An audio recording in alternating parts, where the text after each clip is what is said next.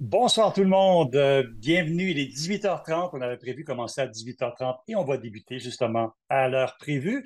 Merci de prendre le temps de participer à cette séance d'information qui porte sur le réaménagement du chemin de la côte Sainte-Catherine et de l'avenue Mont-Royal. On s'excuse d'ailleurs d'entrée de jeu d'avoir dû reporter la séance d'information qui était initialement prévue le 16 avril dernier. Donc, nous sommes heureux que vous ayez pu vous joindre à nous ce soir. Là, on s'excuse encore une fois. C'était des problèmes vraiment hors de notre contrôle. Je m'appelle Pierre Tessier et je suis un facilitateur indépendant, c'est-à-dire que la Ville de Montréal a retenu mes services pour assurer le bon déroulement de la rencontre de ce soir. Très heureux d'être avec vous pour la prochaine heure et demie. Donc, la rencontre ce soir, ben, elle a pour but, premièrement, de vous informer sur les principes de réaménagement qui seront mis en œuvre pour sécuriser et améliorer la qualité de vos déplacements dans le secteur et évidemment de répondre à vos questions sur ce sujet. Il y a plusieurs élus et professionnels de la ville qui sont avec nous ce soir et j'aimerais prendre quelques instants pour vous les présenter. Il y a tout d'abord Madame Marianne Giguère, qui est conseillère de la ville, arrondissement du plateau Mont-Royal, qui est conseillère associée à la mobilité et au plan vélo, qui est avec nous. Madame Marie Plourde, qui est conseillère de la ville du district du Myland, qui est également avec nous. Il y a Monsieur Laurent Desbois, qui est le maire de l'arrondissement d'Outremont. Monsieur Simon Benzaden, qui est ingénieur aménagement cyclable, division de l'aménagement des rues. Étienne Taubé, qui est ingénieur en circulation chez Artelia Canada. Jason Diperna, qui est chargé de projet division de la réalisation des travaux, donc la DRT, et Mathieu Furino, qui est chargé de communication au service des ressources humaines et des communications à la Ville de Montréal. Il y a d'autres gens qui sont avec nous, mais je vais vous les présenter tout à l'heure parce qu'ils vont prendre probablement peut-être la parole lors de la période de questions. Concernant le déroulement de la soirée, vous allez voir, c'est très simple. Il y aura tout d'abord un mot de bienvenue qui sera fait par Mme Marianne Giguère, qui sera suivi de celui de Mme Marie Plourde et de M. Laurent Desbois. Ensuite, il y a Simon Benzaden qui va vous présenter le concept d'aménagement. Jason Dipernan, lui, va vous présenter les principaux travaux. Étienne Taubé, oui, vous présentera les entraves et les mesures de mitigation qui sont prévues. Et finalement, M. Mathieu Fourino qui va vous présenter les outils de communication qui seront déployés tout au long des travaux. Évidemment, on va finir tout ça avec une période de questions qui va vous permettre justement d'intervenir. Puis, je veux d'abord tout de suite vous donner quelques consignes justement qui sont inhérentes à ce genre de soirée virtuelle. Et ce que je n'ai pas dit, c'est que la rencontre devrait se terminer vers à peu près 20 heures. Donc, on a une bonne heure et demie à passer ensemble. Donc, quelques consignes, comme je l'ai dit tout à l'heure, donc pour assurer le bon déroulement d'une soirée comme celle-là, ben, vos micros sont éteints par défaut durant toute la séance. Donc, vous pouvez utiliser le module questions-réponses qui est en bas. Si vous regardez en bas de votre écran, vous voyez qu'il y a un module qui est Q&R ou Q&A pour Question and Answer si votre ordinateur est configuré en anglais. Et vous allez pouvoir poser vos questions une fois que les présentations seront terminées. Donc, ça ne sonne rien de vouloir poser des questions tout de suite parce qu'on va l'ouvrir seulement lorsque la présentation sera terminée. À la fin de la période de questions, on va commencer par quelques questions qui ont été transmises dans ce module, puis on va ensuite poser des questions reçues via le formulaire qu'on a reçu en prévision de la rencontre de ce soir. Il y a également des questions que vous allez pouvoir poser de vive voix, et je vais vous expliquer tout à l'heure comment poser ces questions-là. Donc, vous allez voir, il y a plusieurs canaux de communication pour communiquer avec nous. Par politesse, évidemment, seules les questions dont les gens sont identifiés seront lues et on vous demande de bien vouloir écrire votre nom dès maintenant en appuyant sur les trois petits points là, en haut à droite de votre image. Vous pourrez évidemment, comme je l'ai dit tantôt, demander la parole de vive voix et ce sera une façon pour vous de pouvoir intervenir de façon plus personnelle, comme on dit. Seules les questions, évidemment, qui sont en lien avec les séances de ce soir seront répondues. Et bien sûr, on demande à tous les participants et participantes, citoyens comme citoyennes, comme les gens professionnels de la Ville de Montréal, de demeurer respectueux. Mais je pense que tout ça est bien compris de part et d'autre. Donc, les questions pour lesquelles les réponses ne seront pas possibles ce soir seront répondues par courriel ultérieurement. Donc, on va prendre toutes les questions qu'on a reçues, autant celles auxquelles on va vous donner les réponses ce soir et celles auxquelles on n'aura pas de réponse. Et on va mettre ça dans un document qu'on va vous faire parvenir dans les prochaines semaines. Note that the presentation will be in French, but you'll be able to ask your question in English if you wish. Donc, sans plus tarder, ben, c'est ce qui complète mon introduction. J'ai le plaisir de céder la parole à Mme Marianne Giguère. Madame Giguère. Merci beaucoup. Merci. Bonsoir tout le monde. Merci beaucoup d'être là. Vous allez obtenir aujourd'hui toutes les informations là, dont vous avez besoin de la part de nos professionnels de la ville-centre, de l'arrondissement, des gestionnaires aussi qui ont travaillé sur ce beau projet. On est très content de pouvoir l'annoncer puis le mettre en action, en fait, de l'aménager dès ce printemps, très bientôt. Il s'agit en fait d'un projet qui est un projet cyclable, mais il y a toujours derrière le projet cyclable l'objectif d'améliorer la sécurité pour tous les usagers de la rue. Dans ce cas-ci, on va traverser l'avenue du Parc, qui, on le sait, est une des rues, des grandes artères montréalaises les plus accidentogènes, c'est-à-dire qu'il y a énormément de collisions sur cet axe-là à chaque année de tous les types. Évidemment, ce sont les usagers les plus vulnérables là, qui en font le plus les frais. Mais au coin de l'avenue du Parc et de l'avenue du Mont-Royal, c'est certainement une des intersections qui est connue pour être dangereuse. Elle est très, très large. Il y a énormément de piétons qui traversent là. On est juste au pied du parc, à côté du parc Jeanne-Mance, du Mont-Royal, d'une artère commerciale qui est très achalandée. Donc, nous, on s'était engagés à intervenir, à venir corriger, sécuriser cette intersection-là. Et c'est ce que ce projet-là va permettre de faire sur un mode transitoire, c'est-à-dire que ce ne sont pas d'énormes gros travaux. On ne va pas complètement transformer l'intersection dans un premier temps parce que c'est prévu d'être fait dans quelques années, que toute l'intersection avec le triangle, avec le bâtiment qui est au milieu, soit vraiment retravaillée là, dans le cadre de la transformation de la rue Camille-Lien-Wood. Mais là, on va corriger déjà quelque chose qui est attendu vraiment depuis longtemps, c'est-à-dire de prolonger la piste Côte-Sainte-Catherine au-delà de la rue Villeneuve où elle s'arrête maintenant. C'est vraiment un axe qui est très, très utilisé pour déplacer des gens en vélo jusqu'au grand pôle de santé et d'éducation qu'on a dans le coin de l'Université de Montréal, des collèges de l'hôpital Sainte-Justine aussi.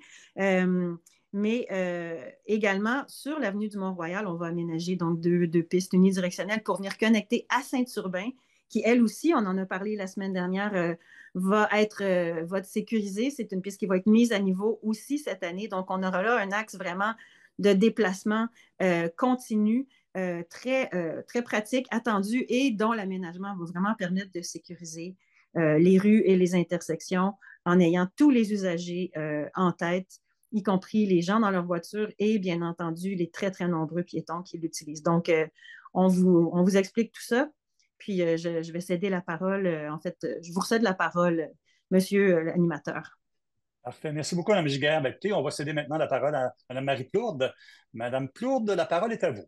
Merci beaucoup, Monsieur Tessier. Merci également, Marianne. Et merci à vous de vous joindre à nous là, pour cette séance d'information. Comme le mentionnait Marianne, c'est un réaménagement structurant qui nous est cher et qu'on attendait avec impatience. C'est malheureusement une intersection qui a été tristement célèbre quand on parle de l'intersection Avenue du Parc et Mont-Royal et Côte-Sainte-Catherine également. Donc, je voudrais saluer toutes les personnes qui ont mis l'épaule à la roue pour cette belle démarche. Entre autres, saluer le travail qui a été fait auprès des commerçants de l'avenue du Mont-Royal qui ont tous et toutes été rencontrés en amont pour qu'on prenne compte de leurs besoins spécifiques. Et à noter qu'il va y avoir un déplacement de places tarifées, mais elles sont redistribuées à l'intérieur du quartier pour faire en sorte qu'on ne nuise pas à l'accès à l'artère commerciale. Donc, j'aimerais juste mentionner qu'hier soir, il y avait une grande rencontre citoyenne qui se tenait au Théâtre Rialto sur l'avenue du Parc pour parler de la sécurité des piétons et des cyclistes. Et entre autres, là, on a parlé des dangers qui sont générés par l'avenue du Parc et aussi par Saint-Urbain. Et ça a été évoqué à plusieurs reprises. Donc, ce bel ajout-là aujourd'hui qu'on vient faire, ces liens cyclables qu'on vient connecter, sont attendus par beaucoup de gens. Et je pense que ça va être un projet qui va vraiment changer un peu là, l'allure de ce quartier-là. Donc, merci beaucoup. Sur ce, je vous souhaite une bonne soirée, une bonne présentation. Merci. Merci beaucoup, Mme Plourde. Ben, écoutez, on va terminer ce trio de présentation par celle de M. Desbois, M. Laurent Desbois, que je vous invite maintenant à prendre la parole, le maire d'Outremont. Merci, Monsieur Tessier. Bonsoir tout le monde. Donc, merci d'être ici pour cette séance d'information. Merci aussi au service de vous être rendu disponible pour répondre aux questions des citoyens et citoyennes. Ce projet de continuation de la piste cyclable sur Côte-Sainte-Catherine est une très bonne nouvelle. On sait tous que le projet initial de la piste sur Côte-Sainte-Catherine il y a 20 ans était un projet inachevé, car il crée des enjeux de sécurité sur Côte-Sainte-Catherine, entre Montréal et Villeneuve en particulier. On sait que la ligne de désir pour les cyclistes est de continuer sur Côte-Sainte-Catherine et non pas de détourner sur Villeneuve. Et en plus des enjeux de sécurité qu'on a mentionnés déjà au coin de Parc et Mont-Royal. Donc, ce projet va faciliter le transport actif de façon sécuritaire pour les résidents qui veulent et résidentes qui veulent se rediriger ou revenir du centre-ville ou vers le plateau. Et c'est une très bonne nouvelle. Alors, j'encourage tous les résidents et résidentes ici à poser toutes vos questions aux services présents qui pourront répondre à vos questions. Alors, voilà, et merci et bonne soirée. Je cède la parole à M. Tessier. Merci beaucoup, M. Desbois. Ben, écoutez, voilà qui met bien la table pour la présentation qui s'en vient. Donc, il est maintenant venu le temps d'en apprendre un peu plus sur le projet. Je cède maintenant la parole à M. Simon Benzolen, qui est chargé de projet de la Ville, qui va nous présenter le concept d'aménagement qui est retenu. Et donc, je lui laisse la parole tout de suite. Merci beaucoup, M. Benzolen. Merci beaucoup, M. Tessier. Mon nom, c'est Simon Benazdine. Donc, je fais partie de l'équipe qui a travaillé sur la conception du projet. Alors, on va commencer par la diapo. Alors, excusez. Alors, ici, ce qu'on voit ici, c'est le tronçon où on va intervenir. Donc, c'est un tronçon qui fait environ 1,2 km de long.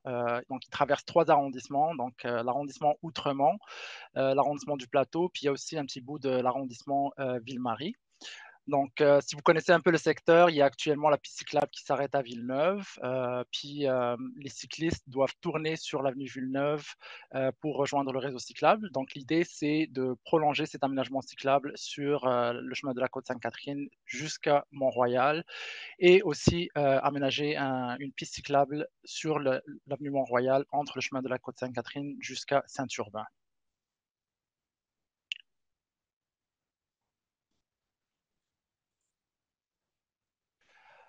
Donc, avant de rentrer dans le détail d'aménagement, donc je voulais vous parler un peu du cadre de planification dans lequel s'inscrit ce projet. Donc, d'abord, il y a le plan vélo de la Ville de Montréal qui a été adopté en 2019. Donc, c'est un document de référence qui sert à planifier le développement du réseau cyclable à l'échelle de la ville. Et les 2 tronçons qu'on va vous présenter ce soir, ils font partie du plan vélo. Ensuite, il y a le plan Vision Vélo 2023-2027. Donc, c'est une planification qui est plus récente et qui vise à ajouter 200 km de réseau cyclable sécuritaire et efficace pour tout le monde d'ici 2027. Toujours dans le cadre de planification, il y a le plan d'urbanisme, excusez-moi, il y a le plan Vision Zéro. Donc, avec ce plan-là, la ville s'engage en faveur de la sécurité routière. Donc, l'objectif, c'est ambitieux, mais c'est aussi essentiel, c'est de viser 0 décès et 0 blessés graves sur les réseaux routiers montréalais d'ici 2040. Donc, ce que ça veut dire qu'on doit revoir nos façons d'aménager les rues pour mieux protéger tous les usagers, alors les piétons, les cyclistes et les automobilistes aussi. Et pour arriver à ça, ça passe avec, entre autres, par des aménagements qui vont réduire le risque de conflit et qui vont encourager des comportements qui sont plus sécuritaires. Donc, toujours dans le cadre de planification, il y a le plan d'urbanisme et de mobilité, le PUM 2050 de la Ville de Montréal. Donc, un des objectifs du PUM, c'est de repartager équitablement l'espace de la rue pour répondre aux besoins de tout le monde. Donc, pas seulement les automobilistes, mais aussi les piétons, les cyclistes, les usagers du transport collectif, les personnes âgées, les enfants, mais tout le monde qui est vulnérable. Alors, le graphique que vous voyez ici, ça parle beaucoup. Là. En moyenne, les voitures occupent 73,8% de l'espace public, tandis que l'espace qui est dédié au vélo et au transport collectif à Montréal est d'environ 1%. Donc, ces données, ça vient d'une recherche qui a été menée par Polytechnique Montréal et elle montre bien l'enjeu du repartage de la rue qu'on souhaite favoriser. Donc, si on veut encourager les déplacements actifs, il faut que l'espace soit repensé pour ça. Et l'idée, c'est vraiment ne pas opposer les modes de transport, mais de mieux partager l'espace pour qu'il soit sécuritaire et accueillant pour tout le monde. Face aux objectifs du projet. Donc, comme je disais tout à l'heure sur la diapo précédente avec le plan Vision Zéro, la ville s'est donné un objectif d'éliminer les décès et les blessés graves. Mais quand on regarde les données sur ce tronçon, on comprend qu'il y a vraiment des enjeux de sécurité. Donc ici, ce qu'on voit, c'est qu'entre 2018 et 2022, il y a eu 61 collisions qui ont causé des blessures graves. Donc ces données proviennent de la SAC. Puis ça touche autant les conducteurs que les piétons, que les cyclistes. Donc on voit que certaines intersections qui sont particulièrement problématiques. Donc, c'est le cas de l'intersection Mont-Royal et Côte-Sainte-Catherine où il y a eu 24 collisions avec blessés. Et on voit aussi qu'il y a eu 8 blessés à l'intersection Mont-Royal-Saint-Urbain. Malheureusement, durant cette même période, il y a eu un cycliste qui a perdu la vie à l'intersection Mont-Royal Park. Et c'est le genre de tragédie qu'on veut éviter avec le plan d'action de Vision Zéro. Donc, en plus des données de collision, la ville a reçu à peu près une cinquantaine de requêtes pour venir sécuriser le secteur. Alors, on sent vraiment qu'il y a un besoin et des attentes de la part des citoyens pour améliorer la sécurité dans ce secteur.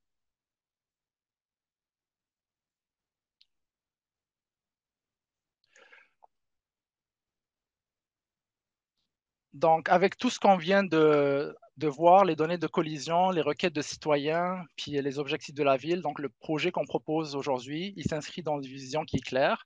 Donc, c'est de rendre le secteur plus sécuritaire, accessible et agréable pour tous. Donc, on souhaite sécuriser les déplacements à vélo en ajoutant 1,3 km de voies cyclables. Donc, ça va permettre d'assurer une meilleure connectivité aux espaces verts et aux autres pistes cyclables du secteur. On veut apaiser la circulation et rendre les déplacements actifs plus agréables. On vise aussi à améliorer l'accessibilité universelle.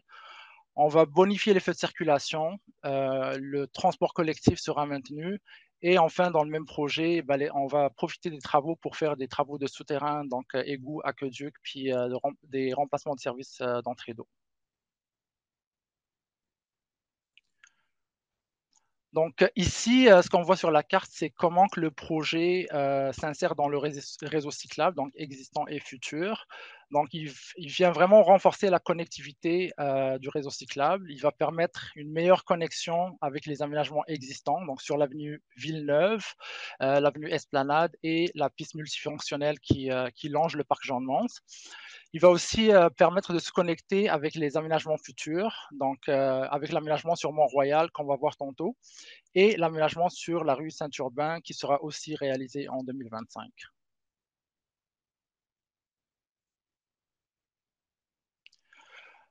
Donc pour ce qui est de les travaux qu'on va réaliser, donc ici, ça c'est les travaux qui sont réalisés en surface. Donc tout d'abord, il y a des pistes cyclables unidirectionnelles qui seront aménagées de chaque côté de la chaussée sur l'avenue Mont-Royal. Donc le projet prévoit aussi le prolongement de la piste cyclable bidirectionnelle sur le chemin de la Côte-Sainte-Catherine. Il va y avoir aussi des travaux d'asphaltage de la chaussée, donc des constructions de quais d'autobus, des îlots de béton aux intersections et la construction de zones de plantation. On prévoit aussi bonifier la programmation des feux et moderniser le réseau d'éclairage. Et on ajoute aussi 2 stations de Bixi électriques. Donc, en parallèle, il va aussi y avoir des travaux dans le souterrain. Donc, il s'agit de la reconstruction et la réhabilitation de conduites d'égouts et d'aqueducs sur le chemin de la Côte-Sainte-Catherine et l'avenue Mont-Royal. Et il va y avoir aussi des travaux pour remplacer certaines entrées de services en plan sur l'avenue, sur le chemin de la Côte-Sainte-Catherine, excusez-moi. Donc maintenant, on rentre dans le vif du projet. Je vous présente le concept d'aménagement. Donc ici, ce qu'on voit, c'est l'aménagement actuel sur l'avenue Mont-Royal. Donc on est entre la rue Jean-de-Mance et l'avenue de l'Esplanade. Ce qu'on voit au fond, c'est le parc Mont-Royal, puis à gauche, c'est le parc Jean-de-Mance. Donc voilà, après, quand on va réaménager l'avenue Mont-Royal, donc ça va ressembler un peu à ça. Donc on va ajouter des pistes cyclables unidirectionnelles de part et d'autre sur l'avenue Mont-Royal. Donc la piste cyclable va être sécurisée par des bordures en béton aux intersections. Puis je vais vous montrer la vue en plan après. Donc ici, on voit la vue en plan. C'est l'aménagement qu'on propose sur le chemin de la Côte-Sainte-Catherine, donc entre les avenues Villeneuve et McNider. Donc on prolonge la piste cyclable bidirectionnelle jusqu'à l'avenue Mont-Royal. On va rajouter un quai pour autobus avec des plaques podotactiles, donc pour avoir des aménagements qui sont universellement accessibles. Étant donné que le chemin de la Côte-Sainte-Catherine est en cours, on a décidé de sécuriser l'aménagement tout le long. Donc, il va y avoir une bordure de béton qui va protéger les cyclistes de la voie de circulation jusqu'à l'avenue Mont-Royal. Donc, il va y aussi avoir des travaux de pavage de la chaussée, donc pour les voies de circulation et pour la piste cyclable. Les feux de circulation vont être mis aux normes. Et enfin, ce qui va changer aussi, c'est que le virage à gauche à partir du chemin Côte-Sainte-Catherine vers Villeneuve va être interdit. Donc, c'est une mesure d'apaisement qui va permettre de limiter le transit dans le secteur. Donc, pour les gens qui veulent éviter le feu à l'intersection Mont-Royal-Côte-Sainte-Catherine, on ne veut pas qu'ils passent par les rues locales. Donc, c'est ça la raison qu'on a décidé d'interdire le virage à gauche. Alors ici, c'est l'aménagement de l'intersection de l'avenue Mont-Royal et l'avenue du Parc. Alors, on rajoute 2 pistes cyclables unidirectionnelles, donc de part et d'autre de l'avenue Mont-Royal. On vient rajouter des refuges pour piétons, donc au milieu de l'intersection. Donc, ça vient sécuriser les piétons, puis des virages, puis ça donne une protection. On va élargir les traverses pour piétons. Donc, il y a énormément de piétons qui traversent cette intersection-là. Donc, on donne plus d'espace. Les feux de circulation vont être revus donc, pour venir sécuriser, donc ajouter du temps pour les piétons, puis rajouter des phases pour les cyclistes. On profite aussi pour aligner les traverses piétonnes, donc pour ajouter aussi des plaques podotactiles pour améliorer l'accessibilité universelle à cette intersection. On construit des quais pour autobus et on ajoute des îlots de béton aux intersections pour protéger les cyclistes. Puis en section, l'aménagement cyclable va être protégé par des bollards. Il va y avoir aussi un aménagement, vous voyez en bas à droite. Donc, c'est un aménagement qui est pensé pour venir séparer les piétons des cyclistes. Donc, les cyclistes qui souhaitent utiliser le chemin qui longe le parc, donc la piste multifonctionnelle qui longe le parc Jean-de-Mance. Donc, ça permet une meilleure cohabitation entre les piétons et les cyclistes.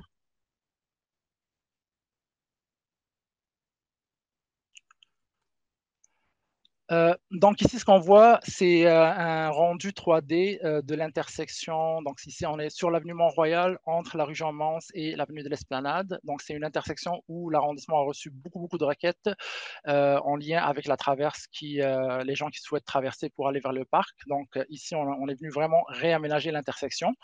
Alors, toujours, on a des pistes unidirectionnelles de part et d'autre de Mont-Royal, mais on vient élargir la traverse pour les piétons. Donc, c'est une traverse d'environ 4 mètres comparé à 2,4 mètres actuellement. On vient aussi ajouter un système de feu clignotant qui va être activé par les piétons donc, pour attirer l'attention des automobilistes. Donc, quand il va y avoir un piéton qui va traverser, il va peser sur le bouton, ça va clignoter des clignotants, puis ça attire l'attention. Donc, on ajoute aussi un îlot refuge donc, qui a plusieurs fonctions. Donc, la première, c'est de raccourcir la traverse pour les piétons. Ça permet aussi d'améliorer la visibilité. Donc, le piéton, il va être plus proche de la voie de circulation. Donc, l'automobiliste va pouvoir le voir. On intègre aussi une zone de plantation et on réduit la largeur de la voie de circulation, ce qui va avoir pour effet de venir apaiser la circulation à cet endroit-là. Donc, ça permet aussi abaisser la vitesse des automobilistes parce que la largeur n'est pas, c'est vraiment très serré. Et enfin, ça renforce, actuellement, il y a des bacs qui sont installés pour interdire les virages à gauche puis le transit dans ce secteur. Donc, ça permet aussi de limiter le transit puis renforcer l'interdiction du virage à gauche. Donc, on va aussi rajouter une station de Bixi électrique donc, sur l'avenue de l'Esplanade. Alors voilà donc l'image que j'ai montré avant. On a enlevé les arbres pour que ça soit plus clair. Donc ça va ressembler pas mal à ça si on voit les arbres qui sont existants du parc Jean-de-Mance. Alors voilà, ça termine la section pour le concept. Je redonne la parole à mon collègue Jason qui va vous présenter tous les détails de réalisation des travaux. Excellent, merci Simon. Donc, Jason Diperna, je suis l'ingénieur chargé de projet responsable pour la réalisation des travaux pour ce projet. Donc, je vais vous parler de l'information puis le déroulement général des travaux. Donc, l'entrepreneur général pour ce projet, c'est Rovio Québec Construction. Pour les coûts de travaux, environ 8,6 millions. Au niveau de l'échéancier, donc l'entrepreneur est censé mobiliser jour 1 le 20 mai, donc la semaine prochaine. Puis les travaux devraient se terminer en novembre quelque part, mi-novembre. Puis il va y avoir des travaux en 2026 pour la plantation. En termes des horaires de travail, l'entrepreneur prévoit travailler, puis selon les clauses contractuelles, de 7 à 19 heures. Pour les fins de semaine, occasionnellement, sur demande et approbation, et de soir pour les travaux de revêtement de chaussée. Puis, tout sera mis en place pour limiter les impacts sur les vies quotidiennes du voisinage, puis en assurant une bonne exécution tout en sécurité. En complément des natures des travaux que Simon a expliqué pour les entrées d'eau en plomb, donc lorsqu'il y a une entrée d'eau en plomb, selon le règlement ville de 20030, le règlement municipal, on doit remplacer le plomb. Donc là, dans le cadre de ce projet, il sera remplacé jusqu'à l'intérieur du bâtiment, donc conformément au règlement. Puis, il va y avoir une inspection préalable aux travaux. Donc, si votre bâtiment est concerné par le plomb à l'intérieur, il va y avoir une visite de l'entrepreneur qui va venir inspecter votre conduite d'eau, donc votre robinet d'arrêt, pour faire l'inspection préalable. Aussi, il va y avoir des coupures temporaires. Donc, il va y avoir un réseau temporaire qui va être installé, mais il va y avoir des coupures temporaires pendant les travaux. Si c'est le cas, les avis de 48 heures vont être distribués. Donc, c'est des formes d'accroche-porte qui vont être distribuées à vos portes pour vous aviser en avance. Euh, Si jamais vous voulez savoir si votre immeuble est concerné, vous pouvez toujours visiter. Il y a un site web. Donc, vous pouvez aller sur le site de montréal.ca qui est carte, ou même juste sur Google, montréal.ca, carte plomb. Vous allez entrer dans cette carte interactive, vous mettez votre adresse et avoir l'information si votre adresse est concernée, oui ou non, par le plomb. Et aussi, si jamais vous avez des questions concernées en lien avec le plomb spécifique, la Ville de Montréal a une adresse courriel, vous pouvez écrire directement à plomb@montréal.ca. Puis ils vont diriger votre question à la bonne personne pour obtenir une réponse. Donc, ça complète la partie réalisation des travaux. Je cède maintenant la parole à Monsieur Étienne Toby qui va vous parler de la maintien et circulation du projet. Merci Jason. Bonsoir à tous. On va passer au volet mobilité, justement pour permettre le bon déroulement des travaux. Trois gros secteurs vont être entravés. Le secteur 1 sur l'avenue du Mont-Royal entre la rue Saint-Urbain et l'avenue du Parc, où on compte mettre en place une fermeture complète avec circulation locale pour une durée d'environ 5 mois et demi. Et jusqu'à date, on prévoit mobiliser pour le 20 mai. Le secteur 2 sur le chemin de la côte Sainte-Catherine entre le boulevard Saint-Joseph et Mont-Royal, l'avenue Mont-Royal. On compte mobiliser en même temps que le secteur 1 pour le 20 mai à date, c'est ce qui est prévu pour une durée d'environ 3 mois et demi. Dans ce secteur-là, on mettra en place une fermeture complète de la direction Est et on va laisser les usagers circuler sur la direction ouest, bien sûr avec une circulation locale. Le secteur 3 qui, lui, va intervenir un peu plus tard, en fin octobre, pour à peu près 7 jours, où on mettra en place une fermeture complète avec circulation locale pour aller exécuter des travaux à la hauteur de l'avenue Mont-Royal entre l'avenue du Parc et le chemin de la côte Sainte-Catherine. D'autres zones de travaux sont prévues à l'intersection avenue du Parc et l'avenue Mont-Royal, où on mettra en place des entraves partielles au chemin de la Côte-Sainte-Catherine entre l'avenue du Parc et le boulevard Mont-Royal. Sur le boulevard Mont-Royal, juste en bas du chemin de la Côte-Sainte-Catherine. On va venir entraver partiellement et je tiens à insister pour ces petits entraves-là, on viendra fermer complètement la nuit pour aller faire des travaux de pavage. Oui. Donc, des chemins de détour vont être mis en place justement pour venir pallier à toutes les entraves. On va miser sur les axes principaux, l'avenue du Parc, les boulevards Saint-Laurent et le boulevard Saint-Joseph. Donc, pour les usagers qui viendraient de l'ouest du chemin de la Côte-Sainte-Catherine, donc on va les faire passer par le boulevard Saint-Joseph en passant par l'avenue du Parc.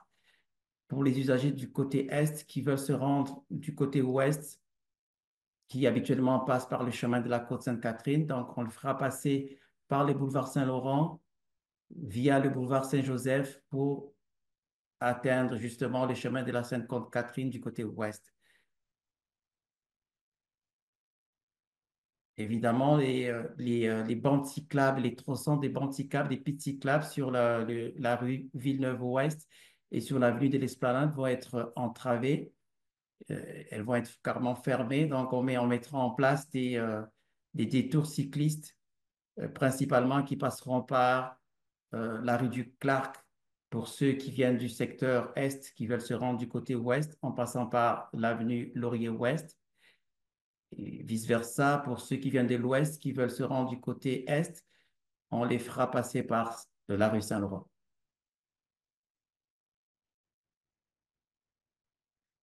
En ce qui concerne les mesures de mitigation, évidemment, comme on l'a dit tantôt, là, c'est 3 secteurs qui vont être entravés afin de minimiser les répercussions sur les quotidiens. Donc, on va essayer de ne pas entraver partout en même temps. Donc, on va travailler par séquence. Un avis précisant les entraves et toute autre information vous a été envoyé avant le début des travaux. On va mettre en place un nombre suffisant de signaleurs pour venir gérer les corridors piétons et les cyclistes. Des détours et des itinéraires facultatifs vont être mis en place pour assurer la fluidité des piétons, des vélos et des automobiles. Et une coordination avec les chantiers limitrophes, c'est qu'on va avoir pas mal de chantiers qui vont être répertoriés dans le secteur, notamment le chantier des ceintures urbains et les chantiers des Champs de Mans. Donc, des coordinations efficaces sont déjà mises en place pour pouvoir assurer le bon voisinage de tous ces chantiers. La circulation locale sera permise en fonction de l'avancement des travaux. La commercialisation policière va être démise aux intersections clés, justement pour fluidifier la circulation. On mettra en place pas mal de signalétiques aux alentours du chantier pour essayer de informer au maximum les citoyens, tels que les panneaux à messages variables, des PMVM, des panneaux d'infos. Les services d'urgence seront accessibles en tout temps, même dans la zone des travaux. On va essayer de modifier la programmation des feux aux intersections, chemin de la Côte-Sainte-Catherine et Saint-Joseph, chemin de la Côte-Sainte-Catherine et Villeneuve, avenue du Mont-Royal et chemin de la Côte-Sainte-Catherine. Tout ça pour essayer de fluidifier la circulation lors des travaux. En ce qui concerne les stationnements, des entrées privées temporairement non accessibles qui vont être entravées seront relocalisées dans la mesure du possible, soit aux alentours de la zone de travaux ou sur les rues transversales. On va maintenir des zones, des livraisons, des débarcadères qui pourraient peut-être être relocalisées au besoin, mais dans l'ensemble, ces zones seront maintenues. Les transports en commun vont être maintenus. Pour toute information, j'inviterai tout le monde à consulter STM Info pour avoir des infos sur des arrêts ou des horaires qui pourraient éventuellement être modifiés.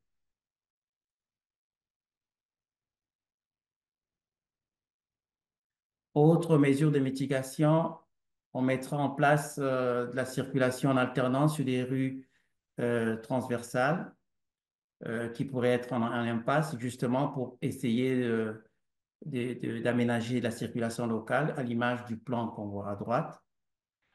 On va maintenir les horaires des collectes des matières recyclables et des déchets. Les bacs qui ne seront pas accessibles, On mettra en place une coordination efficace pour que les éboueurs puissent les récupérer aux endroits indiqués. Les nettoyages des abords du chantier, tout ce qui est trottoir, chaussée, vont être suivis intrinsèquement pour éviter justement la poussière aux alentours du chantier. On va maintenir les bâtiments et les commerces. Donc, tous les accès aux résidences et aux commerces vont être maintenus. Les accès au parc Jean-de-Mons et Mont-Royal seront maintenus. Autre point, justement, on sait que pendant la réalisation des travaux, il va y avoir des événements qui sont prévus. Beaucoup d'événements sont prévus, tels que le Grand Prix cycliste de Montréal, le Tour de l'île, la piétonisation. Tous ces événements seront maintenus. Une grosse coordination est déjà en cours et déjà a été mise en place pour assurer les bons déroulements de tous ces événements en lien, en parallèle avec les chantiers en cours. Je passe la parole à mon collègue Mathieu pour le volet communication. Merci beaucoup, Étienne. Bonjour tout le monde. Mon nom est Mathieu Furino. Je suis chargé de communication à la Ville de Montréal. Avant de passer à la période des questions, on voulait parcourir avec vous quelques outils de communication qui vont être utilisés tout au long du chantier pour vous tenir informés parce qu'on sait, un chantier comme celui-ci peut avoir des impacts sur votre quotidien et c'est par toi que vous recevez l'information. Tout d'abord, le premier outil utilisé par la Ville de Montréal demeure toujours le papier. On fait distribuer, par exemple, des lettres en amont. Dans le cas de ce projet-ci, vous avez reçu la lettre il y a environ 1 mois et demi avec l'invitation à la séance d'information. Ça vous permettait d'un petit peu apprendre sur le projet, savoir ce qui en était, les objectifs. Par la suite, pendant tout le long du chantier, vous allez recevoir des avis de travaux. Il y a quelques jours, vous devriez avoir reçu l'avis de début de travaux vous indiquant les premières entraves. Au fur et à mesure que le projet avance, on va vous envoyer des avis selon les changements à la circulation qu'il peut avoir, par exemple, ou s'il y a vraiment des répercussions majeures sur votre quotidien, on va vous faire distribuer des avis. Sinon, comme c'était mentionné précédemment, dans certains contextes, par exemple, si votre entrée privée sera non accessible ou, par exemple, il y aura une interruption de l'alimentation en eau, on va vous distribuer des affichettes de porte. Autour du chantier, on va installer des panneaux d'information. Ça aide à rendre les commerces, d'indiquer que les commerces sont toujours accessibles durant les travaux. Ça donne aussi de l'information sur le projet. Des fois, des chantiers, ça peut avoir des répercussions, par exemple, sur le chemin parcouru des piétons. Donc, il va y avoir des panneaux qui indiquent c'est quoi le parcours à suivre. Même chose pour les livraisons et les camions. Il y aura des panneaux au besoin pour indiquer quel chemin prendre. Sinon, en général, si vous avez des questionnements sur le projet, vous voulez en savoir plus, vous voulez consulter les derniers avis de travaux, vous pouvez visiter le site web du projet Aménagement d'un lien cyclable sur le chemin de la Côte-Sainte-Catherine. Vous pouvez toujours vous abonner pour recevoir les alertes sur les travaux à montréal.ca, sujet alerte. Sinon, il y a la carte de service info entraves et travaux. Ça permet vraiment d'avoir toutes les entraves sur le territoire des 19 arrondissements de la ville. Sinon, juste en général, la séquence générale des travaux, on en a déjà passé, mais par exemple, au début, en mars, on a mis en ligne le site web. Il y a eu la lettre quelques jours avant les travaux qui étaient initialement prévus la semaine prochaine, mais qui ont été décalés d'une semaine au 20 mai. On vous a envoyé un avis vous indiquant les premières entraves.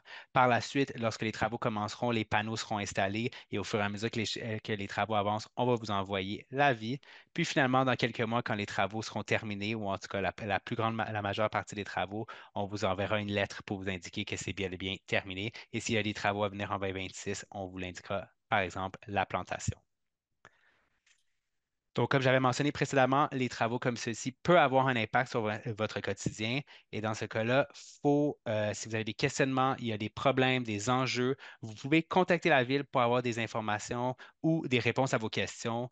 Donc, pour ce faire, vous pouvez nous contacter au 514-872-3777 du lundi au vendredi de 8h30 à 20h30, les samedis, dimanches et les jours fériés de 9h à 17h. En dehors de ces heures et de ces jours-là, vous pouvez composer le 311. On est toujours accessible et sinon, si vous ne voulez pas nous appeler, vous pouvez toujours nous écrire par courriel au info-travaux@commercialmontréal.ca. Donc, sans plus tarder, je redonne la parole à M. Pierre Tessier pour la période de questions. Merci Mathieu. Ben, écoutez, merci pour cette présentation. Simon, Jason, Étienne, et évidemment Mathieu aussi, très détaillé comme présentation. On est vraiment effectivement rendu à la période de questions et les intervenants, évidemment, vont faire de leur mieux pour vous donner les réponses les plus complètes en 1 à 2 minutes. Là, donc, ce ne sont pas des trop longues réponses. Et avant de commencer, j'aimerais prendre peut-être quelques temps pour vous rappeler certaines règles qui sont inhérentes au bon déroulement de cette partie de la rencontre. Premièrement, on vous demande de bien vouloir respecter les opinions de tout le monde. Je pense que c'est la base. On vous demande aussi de limiter votre intervention à une question et une sous-question. Question de donner la chance à tout le monde, évidemment, de pouvoir intervenir. Je vois qu'on est quand même plus d'une cinquantaine de personnes, donc on veut vraiment donner la chance à tout le monde de pouvoir intervenir ce soir. Et les questions dont le sujet a été abordé seront considérées comme répondues, évidemment, pour éviter une certaine redondance. Et on ne répondra pas non plus aux questions ou les commentaires qui ne respectent pas le décorum ou qui contiennent des propos déplacés. Bref, on vous demande de demeurer respectueux, ce qui, j'en suis sûr, sera le cas ce soir. Donc, pour poser une question, bien, écoutez, il y a deux façons d'intervenir. La première, c'est que vous pouvez le faire de façon verbale. Donc, vous devez lever la main. Si vous regardez en bas de votre écran, là, il y a une petite icône avec lever main. Vous cliquez là-dessus et nous, à la régie, ça va nous dire que vous souhaitez intervenir. Et à ce moment-là, on va activer votre micro et vous devez évidemment aussi de votre côté activer votre micro si ce n'est pas le cas, si ça n'a pas été fait. Donc, je vais vous inviter à ce moment-là à poser votre question.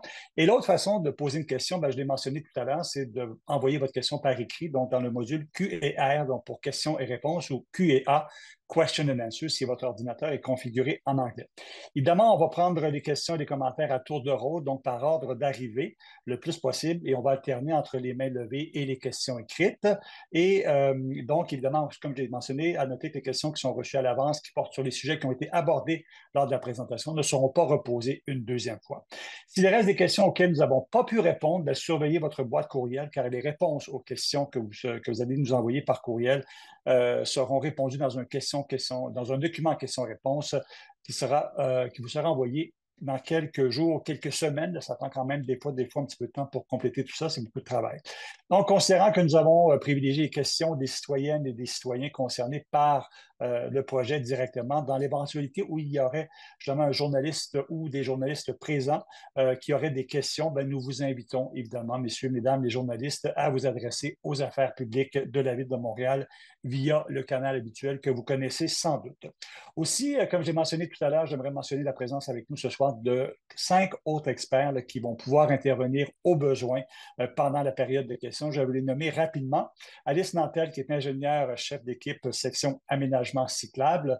Charles Grondin, qui est chargé de projet aqueduc et égouts, division de la conception des travaux. Marie-Lou Olivier, qui est ingénieure planification de la mobilité, division planification des réseaux et programmation des aménagements.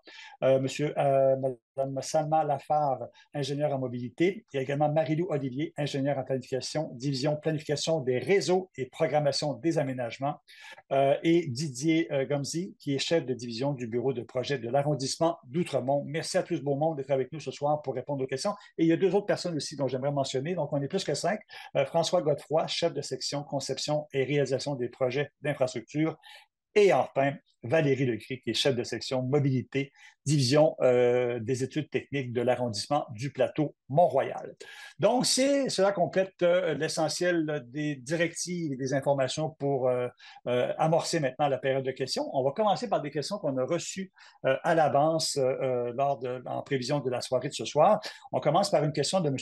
Jean-François Chaput qui pose la question suivante. Le virage à gauche ou à droite demeurera-t-il possible vers le chemin de la côte Sainte-Catherine à partir de l'avenue Villeneuve? Une question pour M. Benzadine. Oui, effectivement, quand on est sur l'avenue Villeneuve, puis qu'on souhaite sortir vers le chemin de la côte Sainte-Catherine, à ce moment-là, il n'y a aucune modification. Donc, on va pouvoir tourner à droite ou à gauche pour aller rejoindre le chemin de la côte Sainte-Catherine. Donc, il n'y a pas de changement par rapport à ça. Simon, je vous garde parce que la prochaine question, en fait, les 2 prochaines questions sont dirigées vers vous. Question de Julie d'Andreville qui veut savoir, est-ce que le virage à droite vers l'avenue Villeneuve, à partir du chemin de la côte Sainte-Catherine, lui, sera maintenu? Donc, quand on est sur le chemin de la côte Sainte-Catherine, quand on s'en vient du centre-ville vers le nord, donc on peut tourner à droite effectivement sur le chemin de la côte Sainte-Catherine. Ce qui va changer, c'est vraiment le mouvement quand on est en direction sud, donc vers le centre-ville, on ne peut pas tourner à gauche sur le chemin de la côte Sainte-Catherine. Parfait. Troisième question maintenant de Marilyn. En fait, c'est trois personnes qui posent la même question. Donc, il y a Marilyn Lanary-Boisclair, en fait, deux personnes, et Diane Gousse. Est-ce qu'il sera possible de tourner à gauche sur Villeneuve en provenance du chemin de la côte Sainte-Catherine-Ouest?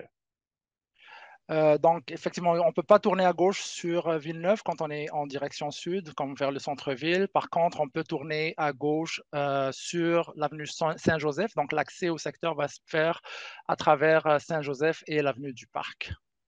Parfait. Bien, écoutez, je ne vois pas qu'il y a de main levée encore. Comme je vous dis, si jamais vous voulez intervenir de vive voix, ce n'est pas compliqué. Vous cliquez sur la petite main, le lever main.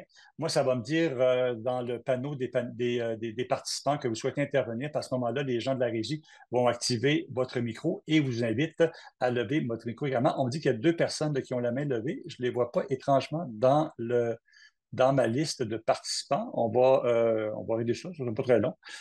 Donc, écoutez, on va poser d'autres questions pendant qu'on va peut-être réaffirmer ou représenter des gens qui veulent poser des questions avec la main levée. Matthew Brenner, comment se fera l'accès au chemin McNader, Nelson et Hutchison, puisqu'il ne sera plus possible de le faire par Villeneuve, puisque le virage à gauche à partir de la CSC sera interdit? Donc, effectivement, comme je mentionnais tantôt, l'accès vers Hutchison et Villeneuve va se faire via Saint-Joseph et l'avenue du Parc. Donc, ça dépend si on s'en vient du nord vers le sud. On va tourner sur Saint-Joseph, l'avenue du Parc pour rentrer au secteur.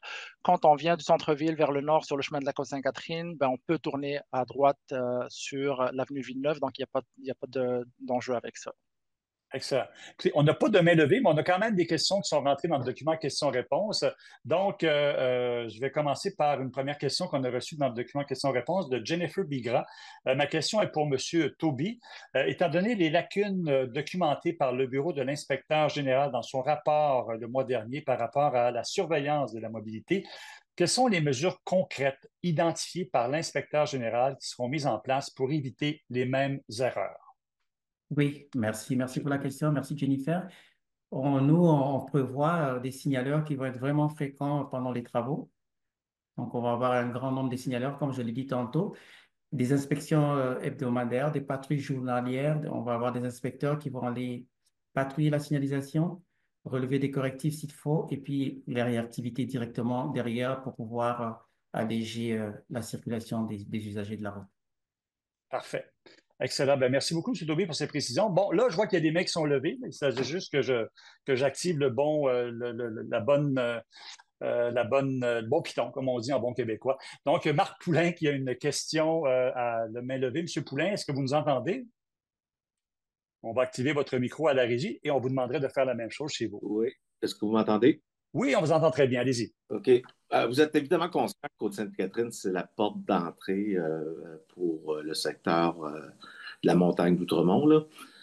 Là, vous avez parlé de coordination des travaux avec Saint-Urbain, c'est beau, mais je suppose que vous êtes également conscient qu'il y a des travaux majeurs sur Côte-Sainte-Catherine vers l'ouest et que donc les gens de ces secteurs-là vont être passablement, pour essayer de dire, pognés dans toutes sortes de détours déjà.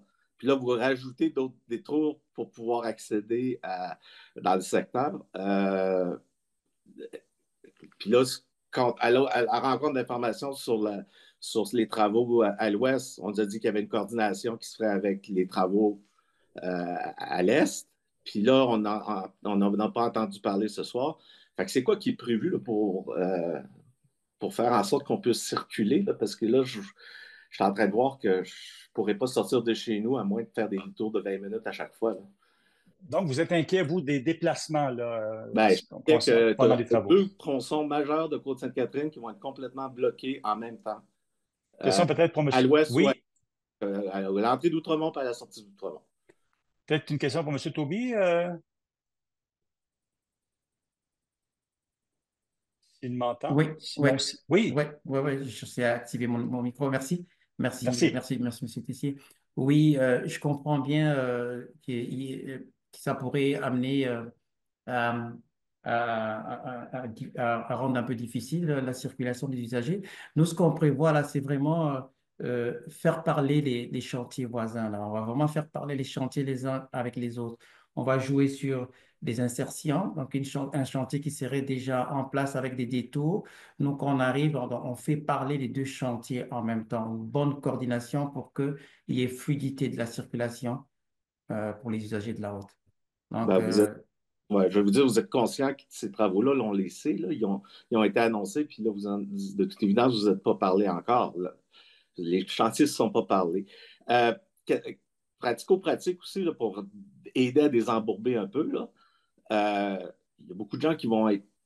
On va passer par la montagne, là, on n'aura souvent pas le choix pour dégager. Est-ce qu'on va être capable de sortir de l'intersection, minimiser les travaux à l'intersection Côte-Sainte-Catherine, Mont-Royal, là, je ne sais plus si c'est au nord ou à l'ouest, mais en tout cas dans la partie Outremont, là, pas dans la partie pour qu'au moins on puisse aller vers le centre-ville. Est-ce que l'interdiction de virage à gauche sur Villeneuve, vous allez la faire une fois tout terminé ou vous allez nous imposer ça en plus pendant les travaux?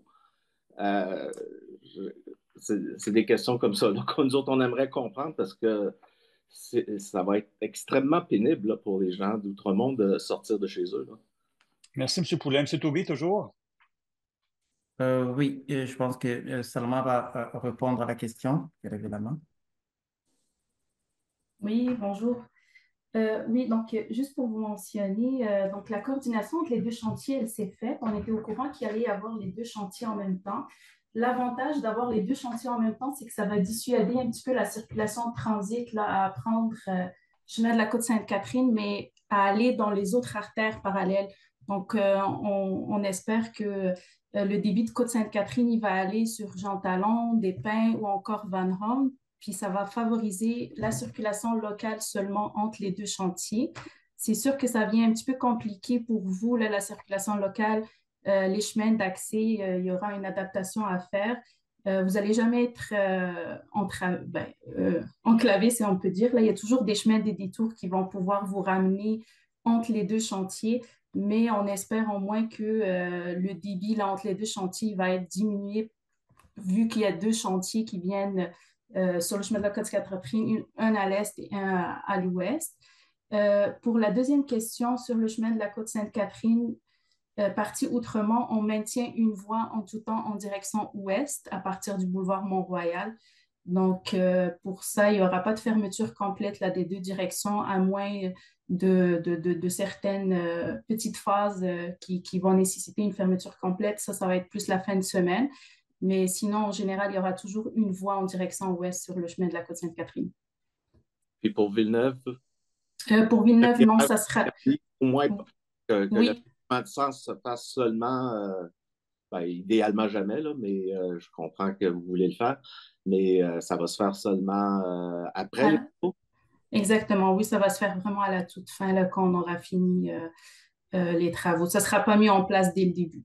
Puis aussi, on va venir par rapport à l'intersection Saint-Joseph, là, on a prévu une modification des feux de circulation pour venir optimiser la durée du virage à gauche à partir de Côte-Sainte-Catherine pour prendre Saint-Joseph. Donc, il y aura les deux mouvements de virage à gauche durant les travaux. Merci beaucoup, M. Poulin, pour votre question. Merci également, Salma Lafare. On a d'autres questions, plusieurs questions qui rentrent d'ailleurs dans le volet questions-réponses. On a une autre question à main levée, cette fois-ci de Nicole Durand-Krobinski. Madame Krobinski, si vous nous entendez, j'aimerais que vous activiez votre micro. On va faire la même chose à la régie. OK. Est-ce qu'on m'entend? Oui, on vous entend très bien. Bonsoir. Écoutez, moi, Bonsoir.